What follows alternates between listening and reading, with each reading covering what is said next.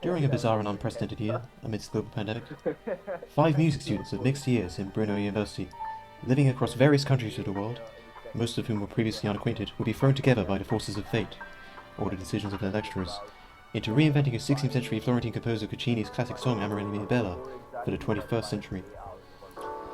This would be the Extreme Covers Band project. The project spanned from weeks into months, and each group member would encounter numerous challenges and setbacks along the way, but also would make thrilling discoveries, utilising their individual strengths and skills, combining ideas in ways no individual member could have achieved alone. What would the outcome be? You have to keep watching to find out. Following our first meeting, the first thing we agreed on was that it would be a rock cover. There had been some jazz covers already, and it served as interesting inspiration. I think rock was an interesting genre to adopt a song into, because it has a kind of inherent sense of passion to it, which I think suits the kind of love song theme of the original lyrics, but it kind of transforms the tone from the original Baroque setting into something else, which isn't necessarily less authentic. Each week, following a weekly Zoom discussion outside of lecture hours, we would complete an established homework task. Sean, who plays drums and percussion, did a great job coordinating the group, keeping official meeting notes and meeting recordings, and reminding us and nagging us when we needed it. The first homework was to produce a rough sketch. To approach this, I took the simple written score we had agreed on, which had only melody and bass, and I punched the notes directly into a DAW, digital audio workstation, called Ignite. I have been using Ignite for a couple of more years than I have been using Logic, although I am well acquainted with both by now. It has some crackly audio issues in the program, but those don't affect the files I export. The reasons I use Ignite for composition or arrangement tasks tend to be the opposite of the reasons I use Logic for the same kind of task, and vice versa. To explain what I mean by that, for example, Logic allows very precise placement of notes, but they're pretty cumbersome to input, whereas on Ignite, the subdivisions are more limited, but punching the notes into the roll is very easy, and the limited subdivisions can be an advantage in producing something that's quantized. For sketch versions of tracks that are going to be performed, I think you often want the sound to be as obnoxiously on time as possible, so it can be imitated but never replicated completely live, so the musicians are motivated to be rhythmically on point, but they will inevitably have some human micro-rhythmic fluctuations, which in a MIDI version can be used as a measuring standard to compare with or against. Putting in the notes took a surprisingly long time from my perspective, but it was a good starting point, and I was able to complete the music sketch very fast and efficiently within its skeleton structure. Through the subsequent tasks involved in the project, I've learned that it probably would have been faster for me to add the notes to sheet music software and import the MIDI from there into a DAW, at least while working with solo lines. I find MuseScore personally faster to write in because it allows chromatic harmonies to be inputted more easily, and I tend to use a lot of those. The next thing I did was increase the tempo to create a greater sense of urgency, and I placed drums throughout except for the intro. I was in too much of a hurry to come up with a detailed groove, and I figured that having worked with Sean in various bands and ensembles over the past 2 years, I could feel confident that he would be capable of coming up with one, and that he might even appreciate me leaving a door open. Following a life-changing piece of advice I read in first year while literally glancing through random pages in a book about pop and rock arranging in a library, I simply added a snare and kick throughout with a straightforward poppy 1-2 rhythm. I then combed through this, adding slight fills, brief pauses and cymbal strikes at key moments. I changed the bass sound to an electric bass without altering any of the notes, and it already sounded like a certain style of rock, albeit a counterpoint heavy one. I thought the intro should have a more classical flavour than the rest of the song, so I took out the drums but added a lead-in phrase with cymbals at the end of the intro, and with my harmonic imagination and some suspension-heavy but fairly straightforward voice leadings, I created an organ part with the right kind of tone, and I used the sharp 4th at one point in quite a bluesy way. With time quickly running out, I had promised to cover by 9:30, and by now it was after 8 o'clock, and I'm a man of my word. I created a guitar accompaniment melody, outlining the chords and harmonic structure for the first 16 bars or so. Working into a DAW, I wasn't thinking that much about the actual finger positions that would be involved, but I made an effort to keep it fairly straightforward and elegant, because this was just the beginning of the song, and there could be some more crazy solo-y stuff later, I figured. Some elements of this initial rough sketch, namely the arpeggiated guitar melody, ended up being directly used in the later official sketches and the final project, but not all of them. The first organ phrase never made it, although I did base the end of the main section on very similar patterns. Needless to say, they loved my sketch. My lead roles in this project turned out to be video editor, graphic designer, intro conductor, and main section arranger.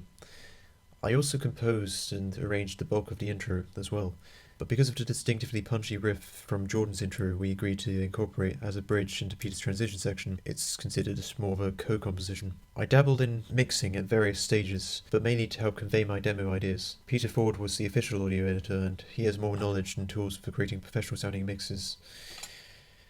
For me, it's mostly trial and error, or do you need that to succeed in any endeavour, however clever you are? We were considering doing a rap section, but it's no mishap that the rap was scrapped. We were so preoccupied we nearly were sapped. The most radical thing I probably did in my arrangements was rewriting a part of melody while following one of Sean's structures. I did this because in the suggested outline it had a section repeating, and in rock and pop it's often good to have the section repeating twice in a row, but I thought that it lost some of its energy on a second time, and on a very low level, hearing the same bit of melody again felt anticlimactic. But I didn't want to lose that bit of melody either, so what I did was I kept the melody there, but as a kind of counter melody to a new original melody, which sort of goes in the opposite direction, while the strings doubling organ in octaves going the voice is going and there's a kind of rising scale going on at the same time to kind of help tie them together. And when I added the bass line, it became a lot more functional. The bass line sounds pretty wild, but I think I was sticking to generally outlining a kind of circle of fifths kind of pattern. And in terms of the video edit, it felt like the right decision to have a lot of color effects there, which I did. A lot of my arrangements throughout the main section and intro I did in what some would consider quite a cold way, where I'm adding in the notes to the software. I mean, I am thinking about it a lot and kind of trying to think about how someone would, I guess, dance to it perhaps. I sort of have... Sometimes I feel like I have too many different ideas at once. So inputting the notes manually can sometimes allow me to work faster than if I try to record improvisations of the part.